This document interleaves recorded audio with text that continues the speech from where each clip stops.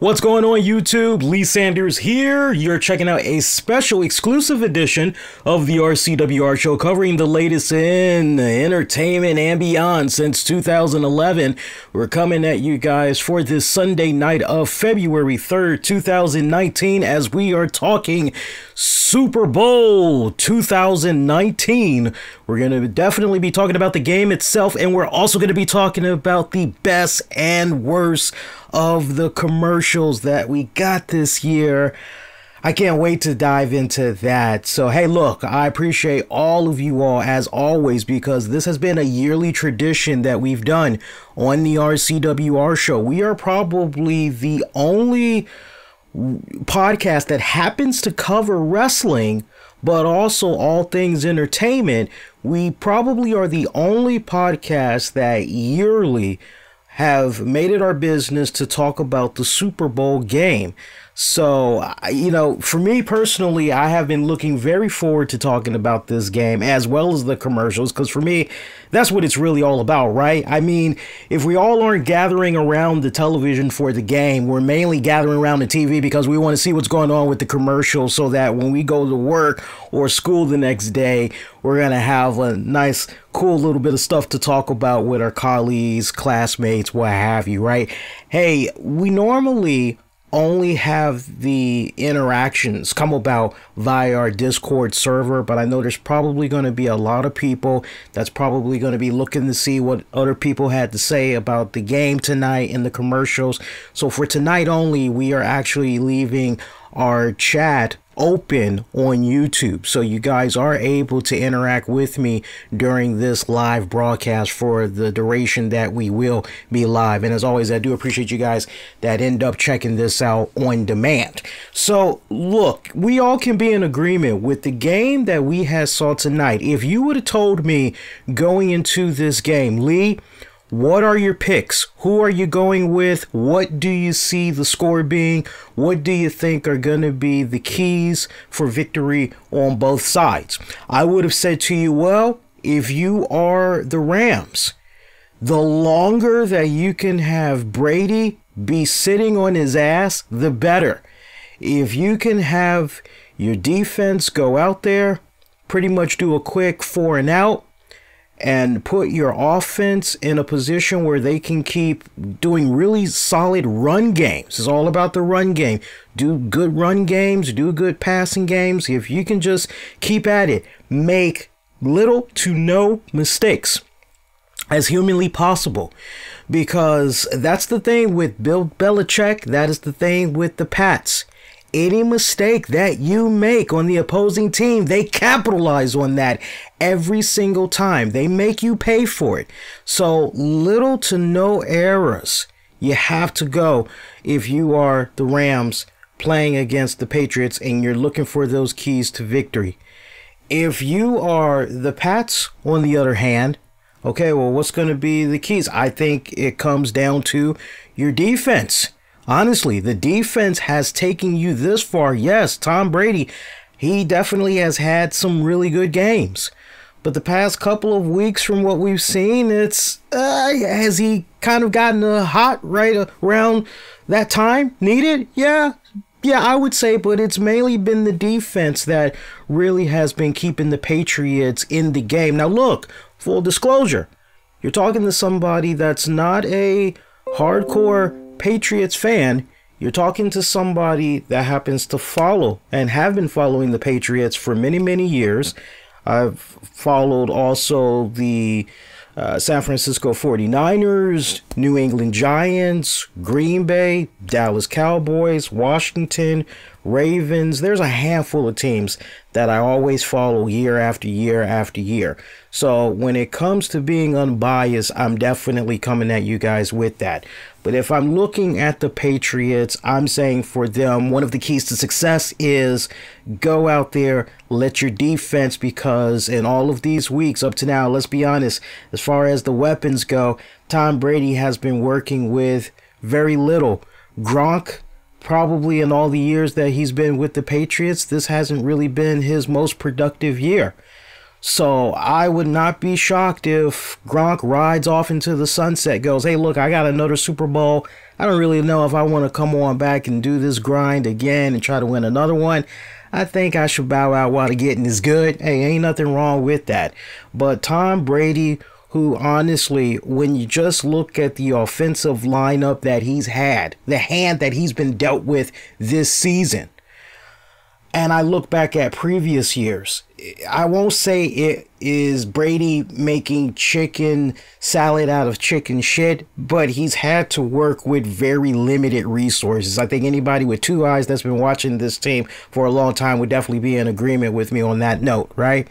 But defense, keep you in there. The earliest that you can get Edelman.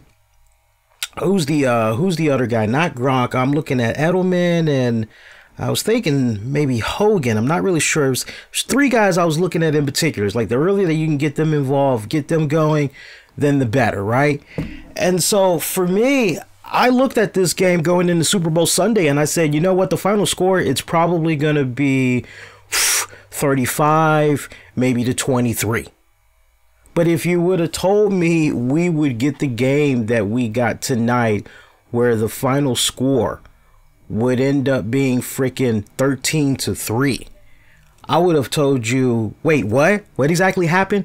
Were there a lot of punts in this game? God, yes, the punts were freaking ridiculous. Just punt, punt, punt, punt. And I know that probably had pissed off a lot of people. I know that for a lot of people, they were looking for, hey, come on, score, score, score, score, score, right? And I get that. But see, that's the thing about football. It's not always about the scoring, right? This was a really great game of defense. That's what this was all about for Rams and Pats. This was all about defense.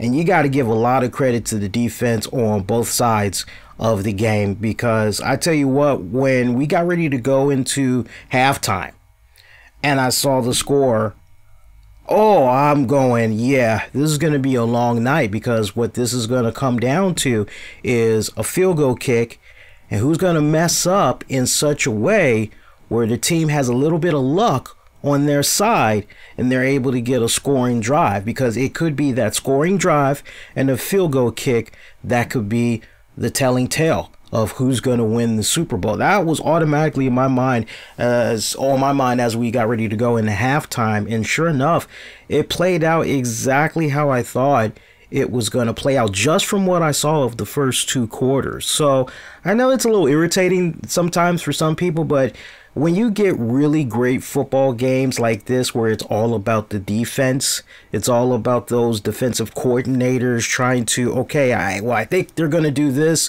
So in anticipation of that, we're going to try to see if we can counter with this. It's just a really great game of chess at the end of the day. But yes, were there a lot of punts in this game? I definitely would say so, hands down. But 13-3. I know there's a lot of people out there, they just can't stand Tom Brady. They can't stand the Patriots. Everybody is so quick to say, oh, if they're not saying, oh, those cheaters, then they're saying that the NFL is rigged, that there's corruption and all this other crap. And, you know, I hear all that. And usually when I hear that, 9 times out of 10, it's coming from a disgruntled fan that sadly is upset that their team is not the ones that went all the way to the Super Bowl, and or they wish it was a situation where their team was in the Patriots' place. So if it's not their team facing the Patriots, they wish that the Patriots weren't there and that it was some other team, right? And I can tell you, going into this season, when it really looked as though, okay, Patriots, pretty much safe to say they aren't going to the Super Bowl. Yes, legitimately, at least around my inner circle, I don't know how it was for you guys, but there definitely was a lot of people that were excited because of the prospect of, hey, we're going to have some new blood, it looks like, going into the Super Bowl. Looks like we can pretty much count Brady out of it. Looks like we can count him and the Pats out of it. Hey, this is great. But then once it started coming around that Brady it looks like he was finally starting to warm up and the Pats were finding their groove, and it looked as though they were getting ready to go into the playoffs and all that. And the closer that the Pats got, the more disinterested in the Super Bowl that my friends, colleagues became, because it was pretty much, it's just going to be a gimme. I'm not going to even tolerate this for the commercials. We already know he's going to win. Forget about it. I don't care about it anymore. And I feel sorry for those people that had that kind of mindset. You know why? I'll tell you exactly the reason why. Because when it's all said and done, and this is my message to those that just want to continue to crap on Brady and the Pats and all this other stuff. I said it a couple of weeks ago. I'll say it again. What you're seeing right now with Tom Brady, Bill Belichick, the Patriot organization, Robert Kraft at the helm, enjoy these moments just as a fan. Forget about the loyalty to your team for a moment. You will always have that loyalty to your respected team. But just kind of give yourself an outer body experience, and just really take a step back and look at everything that is playing right before your eyes. Because if you're able to do that, then my friend, you'll definitely be able to say, you know what? We are seeing something magical here. We are seeing something very special here. And you know what? Dare say, not gonna see anything duplicate this anytime soon.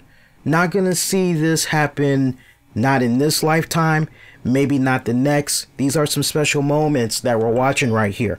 Now, you could probably say, oh, well, hey, we had Spygate, Deflategate. Okay, well, you know what? For the sake of the argument, let's just take those two off the table. Let's say, okay, all right, all right, you're penalized. Boom. Let's just take those two championships away from the Pats, away from Tom Brady and all that. You're still down to 4 Super Bowl titles, right? You still have a lot of historic moments when you go back and you look at this particular organization.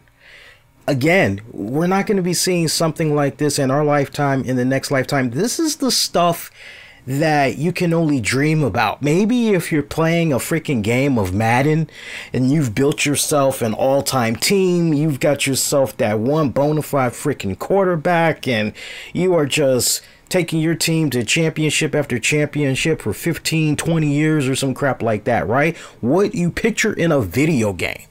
Or maybe if you get your game genie and you go play you some Techno Bowl or whatever, and right? But to actually be able to see this in real life, for those of you that's already in your 20s, maybe you don't have kids yet, 10, 15, almost 20 years from now, when you do finally have your kids and they're at that age when they can watch sports with you, you're going to be remembering moments like this, and you're going to be going down memory lane and talking about, yeah, I remember there was this young man out in Boston named Tom Brady. You're going to be like that.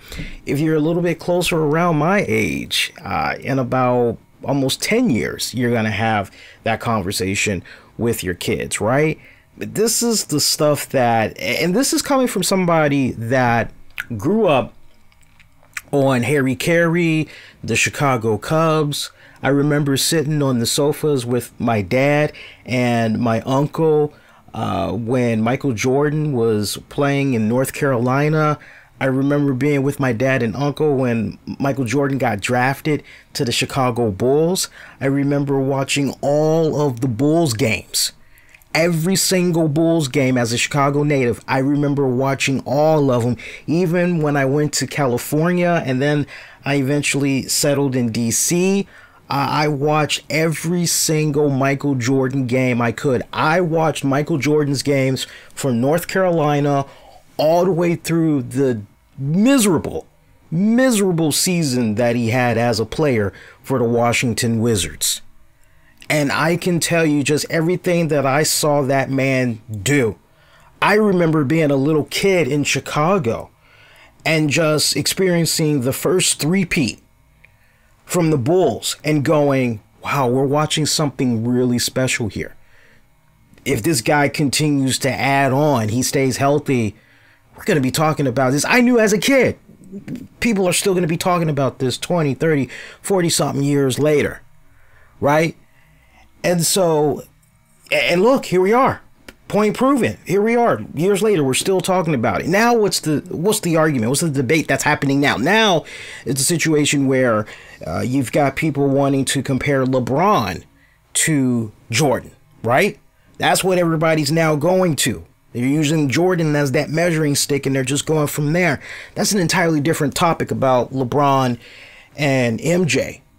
But the fact that I was able to see and experience what I was able to see with MJ, I can say totally unbiased that what I've seen of this Pats organization, what I've seen of Belichick, what I've seen of Tom Brady being able to do, you're not going to see something like this ever happen again. So just from a historic standpoint, and to be able to say, I was there, I remember watching that game. Yeah, that dude threw for, you know, people are going to be reading about this pretty soon in magazines and seeing highlights on the NFL Network, things of that nature, right? Just enjoy these times for what it's worth. That's really the bottom line. But, you know, and it's so interesting because this season, when you just look at the Pats organization, you couldn't help but really wonder if there was going to be some serious turmoil going into this season. You couldn't help but wonder because of the way the news medias had spun their articles out there as far as the bitterness that Belichick had with Kraft because he had to get rid of Jimmy Garoppolo. Remember that? Had to get rid of Jimmy Garoppolo. Did not like that. Wanted to groom that young man. Wanted him to be the new successor. But then you have Robert Kraft step in there and say, well, no. We can still do some stuff with Brady here. No, I'm sorry. You're going to have to get rid of Jimmy G. And that was really cool how Belichick really looked out for Jimmy G. Getting him a nice, good, sweet send-off and everything. I tell you, he went above and beyond to make sure Jimmy G played with a team that, all right, you got a winning chance here, right? Here's a good offensive line for you. They got all these great pieces that's going on. Best of luck to you. But a lot of people, news media included, particularly, because they were the ones that were mainly going out there and just kept feeding this narrative about the whole, there's dissension. And yeah, there probably was, because he really enjoyed Jimmy G. He really had high hopes for him, and yeah, but you know what? Business is business, and if the boss is saying, hey, look, I think we can win a couple of more with Tom Brady, so let's go ahead, let's go out there. Why am I spending all this money to keep this other guy when this other guy right here is proven?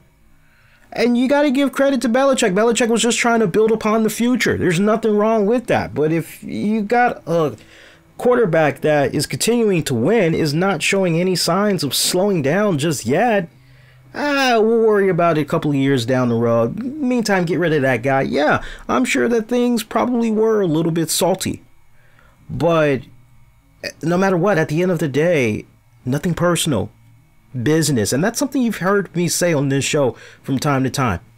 Nothing personal, strictly business. And so for everybody to just be able to put egos and all that to the side and go get everything done. You know the old saying, and it's very true when it comes to the NFL. When you're winning, there's no problems.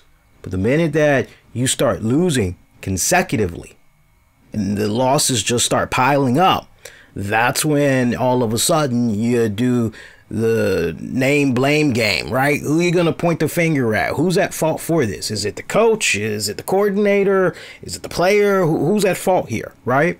So, you know, overall, was the game a little bit lackluster because of the punting and defense just really holding it down at both ends? Yeah, it was. Because, I mean, when you look at the time of possession, when you look at the penalties that was allowed, when you look at the passing, the rushing, everything was pretty much almost a mirror image. So it really did come down to the defensive end and a little bit of luck when it's all said and done. But I said something on the show here 2 weeks ago, touching upon this last point, and then we'll talk about some of these commercials that we got, which is, you look at the stats for Tom Brady. It is freaking ridiculous. And I had posted this once again on Twitter, and I posted it on Facebook. And these were just the main points. I didn't even dive into some of the other stuff, right? But these were just the main ones that I could recall from memory from what I talked about a couple of weeks ago. So with everything that's went down tonight and what Tom Brady had did. All right, so now here's the new update. 6 Super Bowl championships. 9 Super Bowl appearances. Tom Brady is now the only player. Well, he been had this record, but he just keeps extending it. He's the only player to win a record 6 Super Bowls with the same team. 14 Pro Bowl appearances. 16 divisional titles. The way that this guy just... And what is he now? 41? My God. And he can add, I mean, seriously, just think about that for a second, folks. Think about that for a second. We are watching history in the making. This guy, over the course of the next 5 years, I'll say, he could potentially add 2 more. He could potentially add 2 more championships to his resume before he calls it a day. And when you go back and you look at NFL quarterbacks that have won the most Super Bowls, keep in mind, Tom Brady, he passed Joe Montana and Terry Bradshaw a couple of years ago. But Bradshaw, Montana, they're tied at 4 Super Bowls apiece. Each of those guys got 4. And now Brady's got 6. That's what I'm saying, man. Not since the Terry Bradshaws, not since the Joe Montanas. You're watching something really special right here. And I just don't know if we're going to be able to see this again. I know that everybody, so sometimes the way our society is set up, everybody should get a chance, right?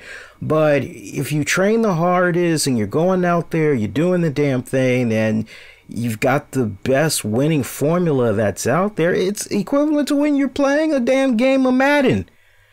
What?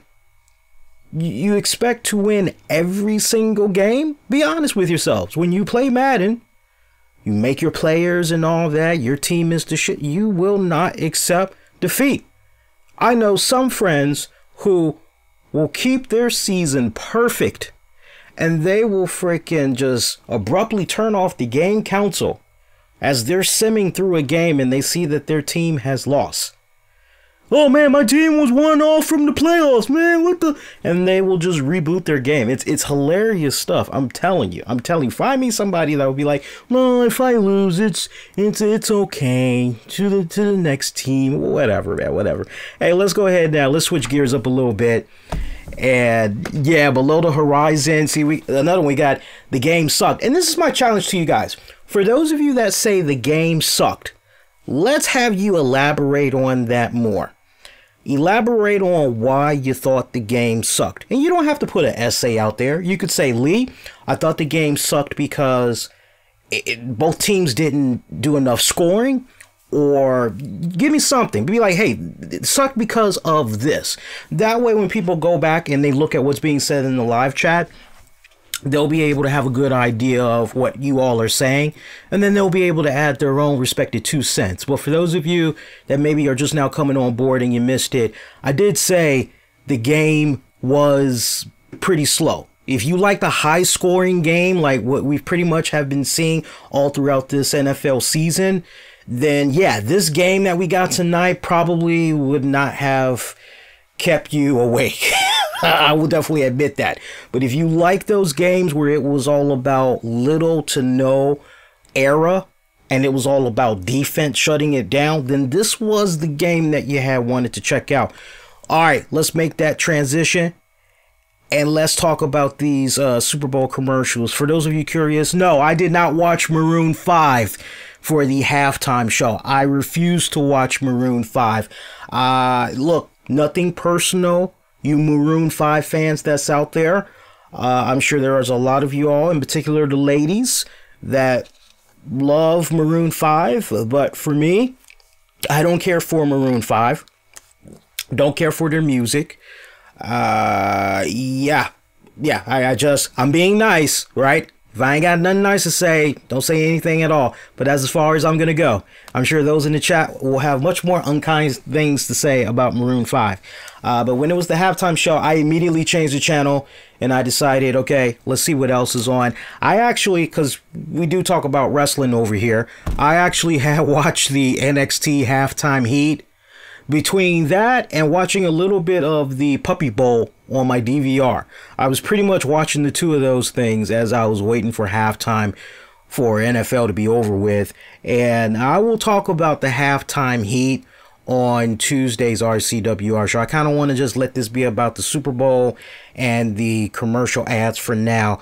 So look, these were all the commercials that came on at my respected end. If I'm missing something here, it might have been a situation where it was just exclusive for your region, your city maybe, but you'll have to get at me in the chat and on social media and let me know if there was something maybe I might be missing. But just be warned, I may have missed it because of those points that I just made. So look, overall, with regards to the commercials this year, I think we can all be in agreement. The commercials were not as memorable, they were not as entertaining as 2 years ago. You know why I say 2 years ago? Because if you all remember, last year the commercials were very politically driven. Just go back, play it back in your mind, and you all will be in agreement. The commercials for last year's Super Bowl, very political driven. It was too damn political. And I remember going to work the next day. Keep in mind, I work in marketing. So I remember talking with many of my bosses, many of my coworkers, and we all said the same thing, which was way too political. If ever a time you want to get together with friends, family, the last thing you want to be seeing as you're watching your favorite sports is something political, because that just always get tensions high up there, right? So I do appreciate the approach that all the advertisers tried to take this year and lay off the politics. And for a majority of the commercials that we had they did a good job, okay? Look, I'm just looking at all the commercials right now that I saw. There's only a handful that jump out at me that were, okay, you know what? That was actually kind of entertaining. I don't really mind that. But the TurboTax with the Robo-Child, I particularly didn't care for that. I know some people kind of went, oh, I particularly did not care for that. Apparently it continued on via Twitter because they had the robot child try to talk about halftime, and the robot child said something like, what is halftime? I have time. You all have time. I don't understand. And it was a very awkward commercial, but I particularly did not care for the RoboChild TurboTax commercial. I just thought that was very, very creepy as fuck. Also, there was I'm just going to go down the list, because if I jump out and try to find the other commercial I'm thinking, try to keep the flow going, I'm going to mess up. So let me go in the order that it was, and I'll go quickly. There was a McDonald's cheesy bacon French fries spot. Yo, this guy right here, hey, I'm taking my ass to McDonald's. I don't care. My big ass will definitely try some of them cheesy bacon fries. Don't you all be faking either. You know you're going to be going to McDonald's and you're going to be checking that out. That sounds pretty good. It sounds like they're trying to counter what Wendy's is doing, right? Because when you stop and think about it, Wendy's for the longest time had cheesy bacon fries, cheese fries, chili cheese fries, and now we got McDonald's trying to do their spin on it. That's only going to be for a limited time, so I'm definitely going to check that out. The Avengers Endgame spot, enjoyed that. Oh, I enjoyed that big time. If you guys did not get a chance to check that out yet, we actually have that trailer on our Facebook page. Look that up, facebook.com/the RCWR Show. Give us a follow over there while you're at it. I'm always posting all kinds of stuff, talking mad shit over there on the Facebook page. Speaking of Marvel, we did see a spot for Captain Marvel. That was okay as well. That was more so gung-ho on the Avengers Endgame right now. I think all of us are. Who isn't high on the Avengers Endgame? We want to see how everything is going to culminate there. Awkward commercial for spiked seltzer water that had alcohol in it, I guess, by Ben and Vive. Some two decently looking chicks that were trying to pass off as mermaids, talking about these drinks to sharks, and the sharks talked at the end saying, I want one too. Is that weak? That was a very weak commercial. Christina Applegate. Probably said that last name wrong. Let me try that again. Christina Applegate from Married with Children fame. She was in a really quirky, somewhat funny M&M commercial spot. She was driving a vehicle, and she did not like hearing the M&Ms bickering back and forth. And when she stopped the car and she looked back and said, if you guys don't stop, I'm gonna break you all apart. You see the M&Ms, they're stuck on this chocolate candy bar, and they're basically saying, well, you know, if you're gonna do that, can you just make sure we're all okay if you're gonna break us up? So that was a nice little quirky funny spot. I didn't mind that commercial a little bit. Serena Williams was in a spot for Bumble. Didn't exactly care for that one. Apologies in advance if you hear the TV in the next room in the background playing there. I got it on the NFL Network. I tried to pause it so that there would be enough time for me to go back, check out the NFL Network, and look at the Super Bowl after show, but I don't really think I'm missing anything. If I am, you guys in the chat, I'll have to rely on you guys. There was a Ridley Scott directed Turkish Airlines commercial. Yes, a Ridley Scott directed Turkish Airlines commercial. I'll pass on that. It didn't jump out at me. Didn't care too much for it. Sarah Michelle Gellar. Always have had a weak spot for Sarah Michelle Gellar. I remember her not just from her days on Buffy the Vampire Slayer, but I also remember her tenure on one of my favorite soaps at the time, All My Children. And I remember her on there. Can't remember the character's name now because it's been so many years. But I remember her on there. And then, of course, we had her on the CBS show with the late Robin Williams a couple of years back. That sadly had got canceled. Had won a couple of awards. I remember it had received a couple of nominations, and CBS just canceled it for whatever respected reasons. Maybe the numbers weren't that strong. Who knows? But she was in a nice spot. She was kind of playing off of the Scream franchise, who we all know she did her thing there, and also what was the movie she was in with the tape? Oh God, I can't picture it right now. Was it The Ring? Guys, help me out. Was it The Ring I'm thinking of? Also with Sarah Michelle Gellar? Can't quite remember right now. But anyway, yeah, she was in a commercial for Olay, the makeup. And basically there was some killer that was running around chasing her all throughout the house. And when the killer finally had got a hold of her, the killer was just amazed at how beautiful her skin was. This was after Sarah Michelle Gellar and some man that she was running around with randomly in the house found a place to hide. Looked like it was in a bedroom or whatever. And somehow the talk of her skin had came about. That was a little quirky, another quirky one, but okay, not too bad. Probably the worst commercial of them all. My number one, Chance the Rapper, Backstreet Boys, Flaming Doritos. Whew. That was brutally bad. And I will have you know, look, it ain't a situation where, Lee, you just don't like Backstreet Boys. I will man up. I would spend many car rides with whoever I was dating at the time, listening to Backstreet Boys and some of their songs, I will admit. I bobbed my head to a little bit. And if you're a man and you want to say, Lee, I know damn well you were bobbing your head to some of them Backstreet Boys songs yourself. The only difference is I'm willing to man up and admit that I was bobbing my head to some Backstreet Boys songs. You, on the other hand, you are at your own accord there. But no, this was brutally bad. Brutally bad. Very just worse. Look, put it to you this way. I don't know if you guys saw it, and I'm not sure if it even aired on TV. You would have to let me know in the comments. But as I was tweeting my thoughts on the game and some of the commercials, by accident, I came across a Twitter ad spot with Chester Cheetah. And he did a rap blasting the hell out of Doritos for doing their whole flaming chips or whatever. And they were like, hey, we're the original OGs. And it was a fun little rap. You guys got to actually go back and look that up when you get a chance. It was hilarious. I enjoyed that more than the Chance the Rapper with Backstreet Boys spot. That thing was just hilarious.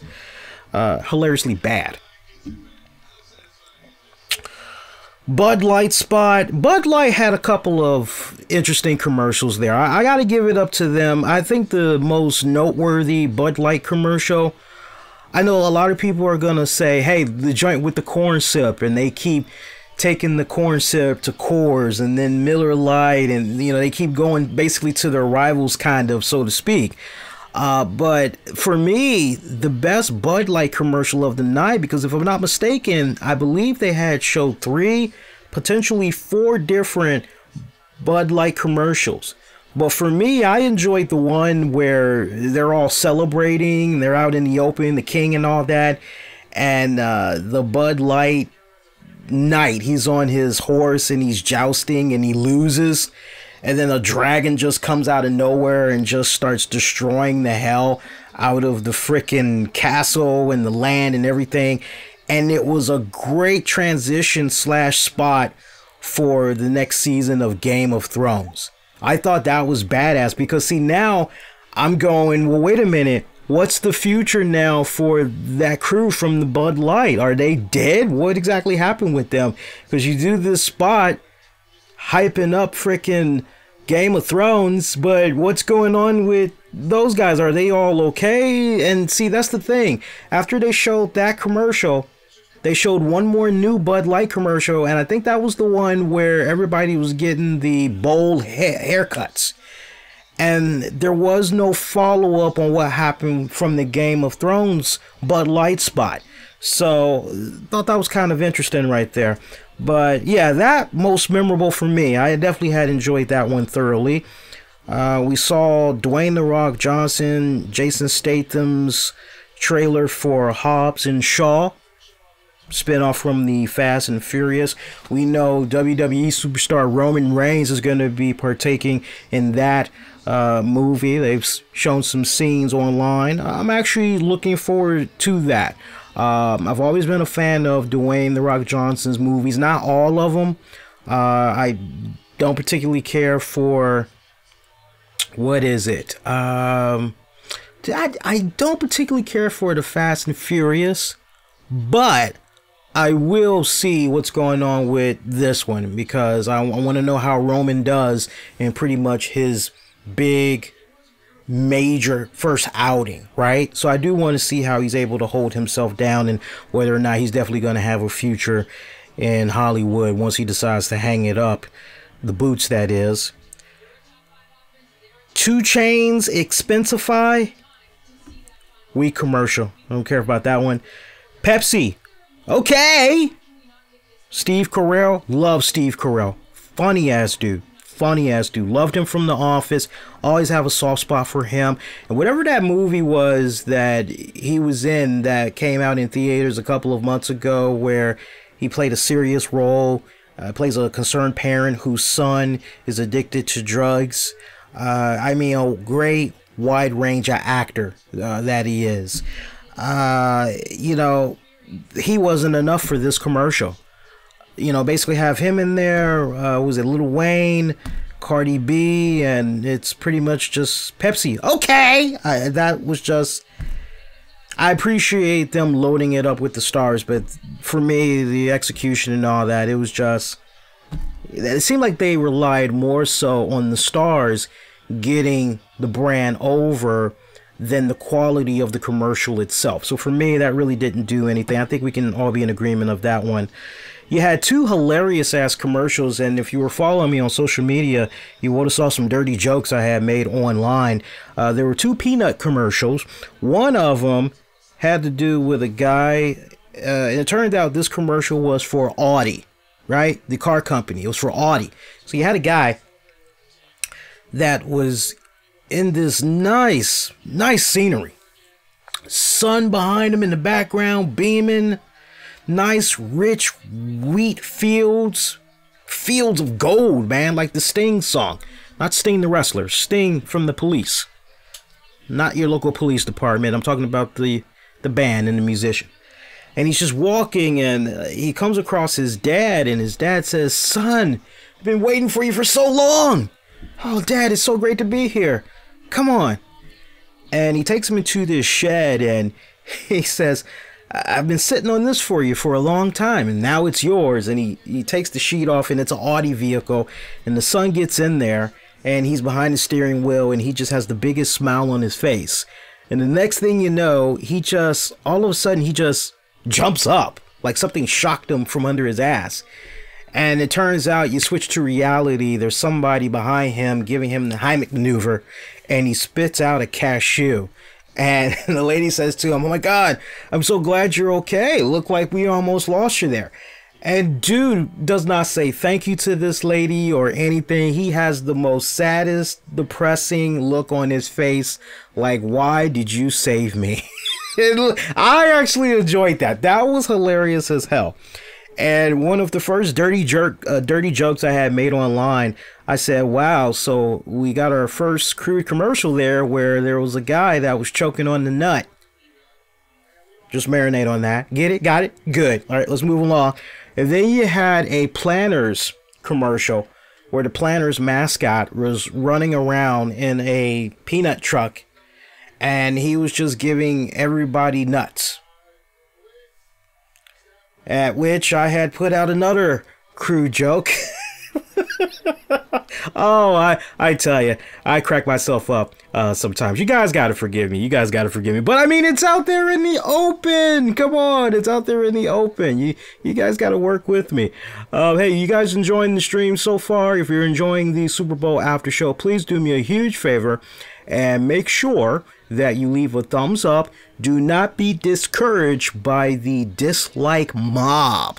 I had learned from the YouTube creators that are the brains behind when we go live, and they are very well aware that there are angry mobs and spam bots that's out there that's spamming the dislikes, and they're toying with some ideas. They recently had put out a video vlog on YouTube.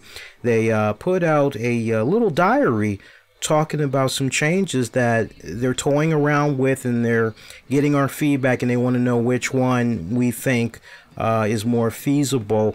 And if you're a YouTube video creator, the days of the dislikes is upon us, and thank God, because sadly there's a lot of people that are abusing it.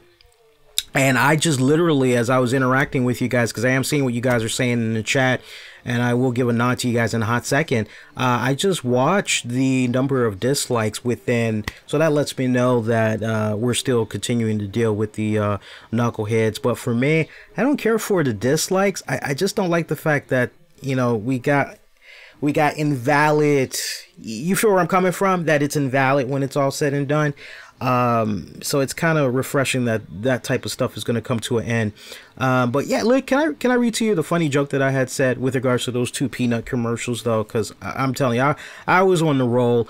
I had one of my friends cracking up when I did this spot on Facebook. And let me read it to you here. Bear with me, it's loading up. I ain't really put too much out on Facebook. Here it is. And so I said, we're now up to 2 commercials for nuts. One man choked on a nut, and another is spreading his nuts around for everyone to taste. Get it? Got it? Good. Shout out to Steven in the chat. Shout out to SJ, and I agree with SJ. SJ said, so many ads with robots. Shout out to Double A. Halftime Heat over halftime show. Yeah. Shout out to Below the Horizon, who said he watched the NXT halftime Heat, and he answered my question from earlier, which was he thought the game sucked because it wasn't entertaining. Now, see, you got to forgive me because this is the marketing side of me coming in, but there's also that part of me that will probe, and that's good because when I'm usually interviewing people, I like to probe. What was not entertaining is my next question. So, yeah, the ads. Let's get back to the ads. We only got a couple more ads to talk about. So we talked about the Audi, talked about the Bud Lights. Pringles kind of did a little bit of they kind of did a little bit of a revisit to a commercial that they did last year, I want to say, where two guys were kicking back and they were combining different chip flavors, and this go round they're doing it again, but this time they have even more flavors at their disposal, and there is, I guess, an Alexa machine or something of that nature that just comes on and says, sadly, I will not be able to enjoy all of these different flavors because I have no hands, I have no mouth, I have no sense of smell, I have no sense of taste. And one of the guys cuts off the Alexa and I guess says, play some music now or something like that. And that pretty much was the end of that commercial. And, you know, so for you guys that were like, hey, the robots are kind of, yeah, so there is a recurring theme here when you go back and you look at some of these robot spots that we had going out there. One of the winners, I got to say, T-Mobile. Brilliant marketing. Hey, come on over to us and you get free, what was it? Free Lyft or Uber rides on Tuesdays or something like that. And then there was a spot for Taco Tuesdays or something of that nature.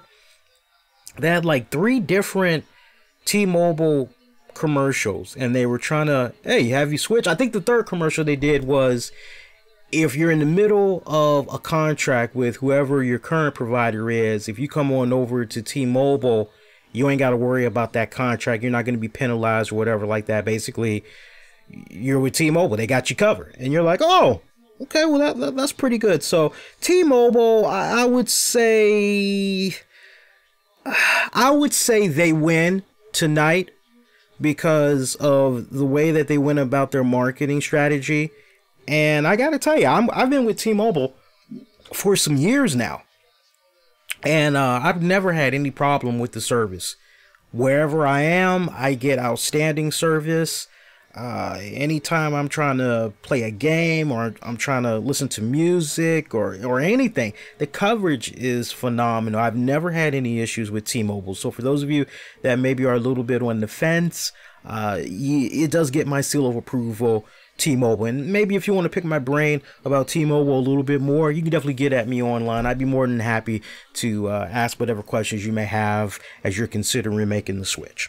Let's see. There was a very awkward, crappy commercial. I don't know, mint condition, mint something. I don't know if it was for internet, cell phone accessories or what, but it had something to do with chunky milk. And I just remember looking at that commercial going, thank God I finished my food already. Because I'm just picturing the people that are still eating their pizza, their wings, whatever, and they see that commercial. And I'm just picturing the amount of people that may have lost their appetite as a result. Because that commercial, the timing of that was just really, really bad. I think that might have kicked in just a little bit after the halftime show. Pretty sure it did. Shout out to Jeff Bridges and Sarah Jessica Parker and the former World's Most Interesting Man, Dos Equis. They all were involved in a Stella Artois commercial. That one was actually pretty good. But see, here's the thing. You have to know who those guys are in order to appreciate the commercial. That's the thing. So, 8 out of 10, not everybody probably knew, oh, that's Sarah Jessica Parker from Sex and the City, and she's married to Matthew Broderick, and right? And then Jeff Bridges, look, his name sells itself. So I think everybody knew who that was.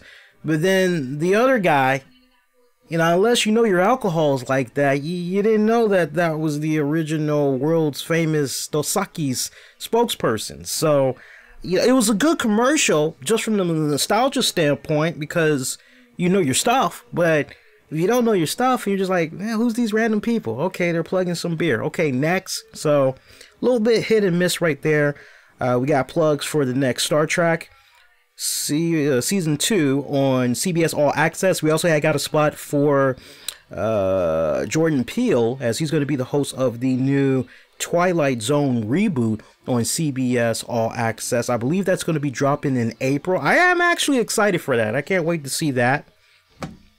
Most funniest commercial I think everybody is going to be talking about going to work tomorrow, aside from the...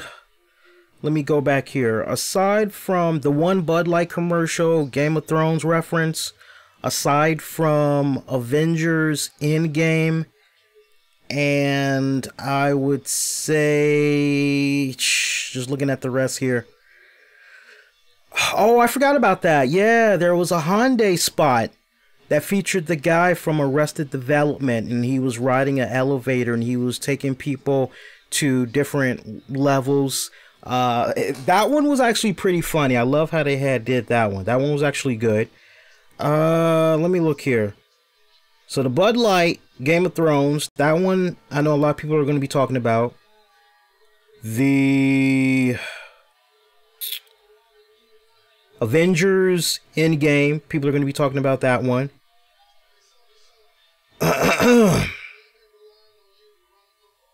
I'm going to say people are probably going to talk about the Audi commercial with the man spitting the nut. They're probably going to talk about that one. But I think the very one that's going to have a lot of people talking when they go to work and school the next day was the Amazon one. And for those of you that might have missed that one, there was a great Amazon commercial where you had Harrison Ford.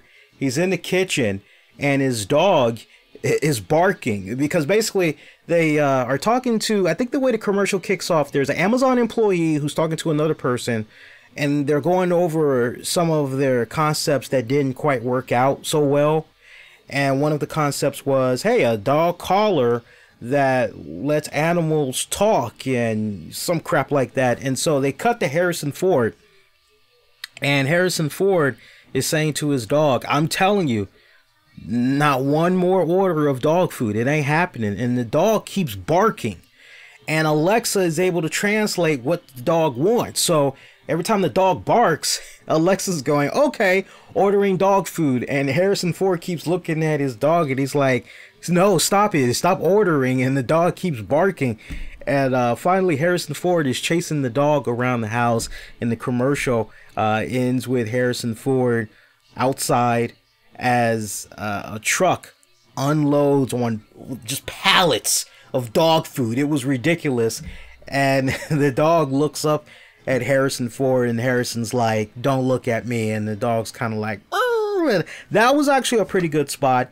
Also in that same commercial, because they split it off in two. So you had one that was with Harrison Ford, Forrest Whitaker, and I love when Forrest Whitaker popped up, because Forrest Whitaker, he was trying to listen to his favorite podcast as he was brushing his teeth. The only problem was, every time he put the brush in his mouth, the sound for the audio was muffled. So every time he took the toothbrush out, the sound was back on, and it was, it was surround sound, but every time he put it in his mouth, it was muffled. So that was pretty hilarious. So yeah, they brought up little instances where, hey, some of these things that we did, it didn't work out right. And then, of course, you remember when the celebrities took over and they have voiced Alexa, and that was nice. It was nice that they poked fun at themselves. I enjoyed that thoroughly. But that's definitely the one that's going to have a lot of people talking, is the Harrison Ford and the dog, because that was just instant classic funny, right?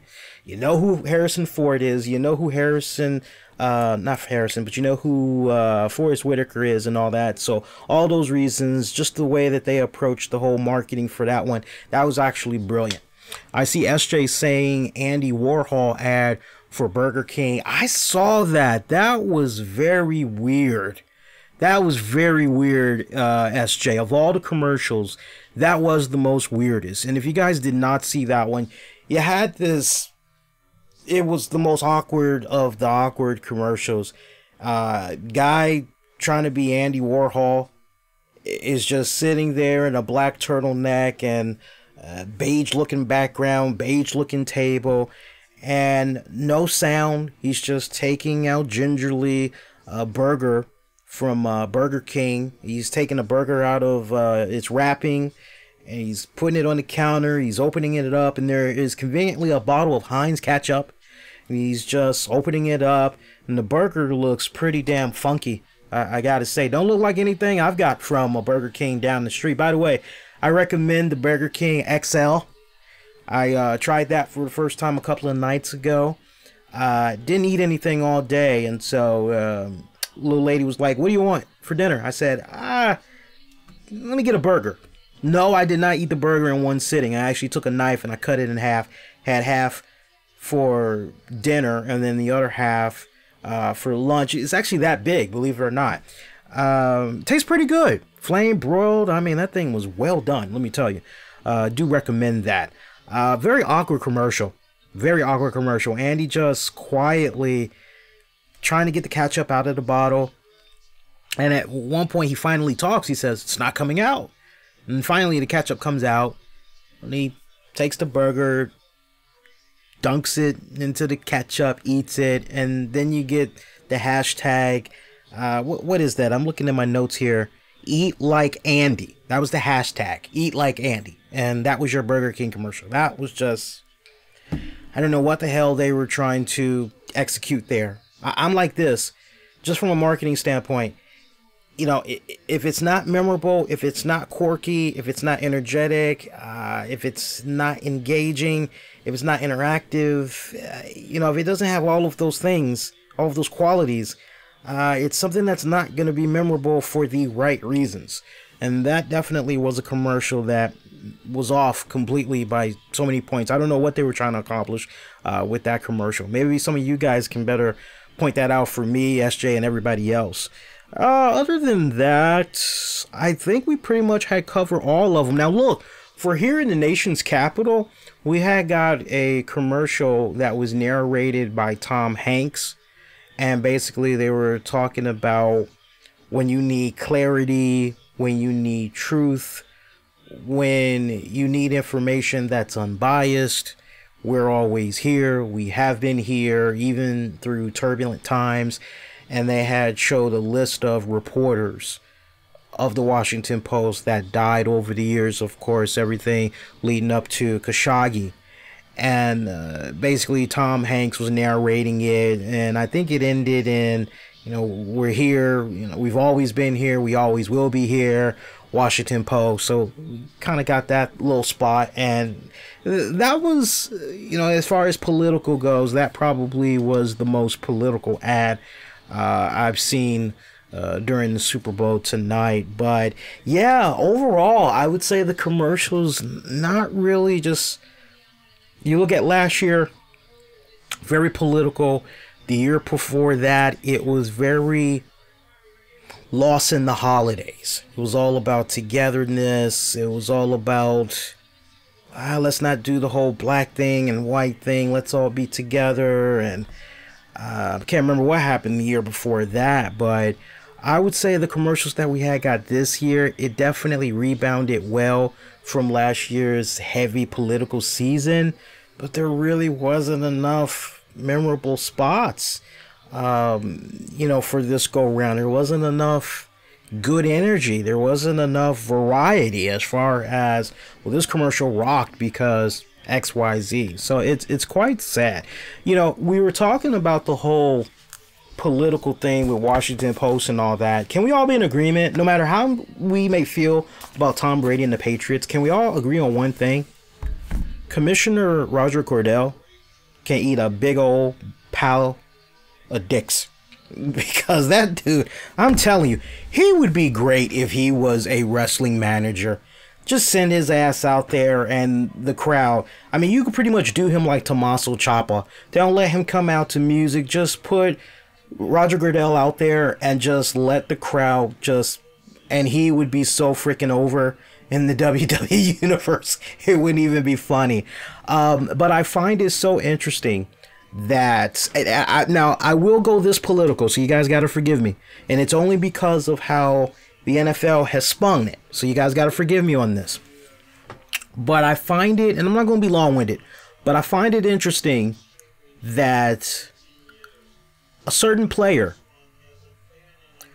had took a knee because they did not like some of the things that they were seeing in certain communities, certain lower income communities. They did not like seeing that there were some police officers. Not all police officers are bad apples. There are good police officers out there doing their job, and they definitely have my utmost respect. But you do have some police officers that are abusing the badge. They are corrupt cops, and they are abusing their power in such a way where they are hurting minorities. They are hurting people of color, particularly unarmed. And for this player to take a knee, and when you interview him, he tells you why he's taking that knee, and for him to get blackballed by the league, it's not my place to say, hey, he was right for... I'm not touching that. I'm only telling you the reason why he did what he did. But for him to get blackballed the way that he's been blackballed by the league, and now you want to turn around and you want to tell me about, and this was during the game, so this is why I'm talking about this.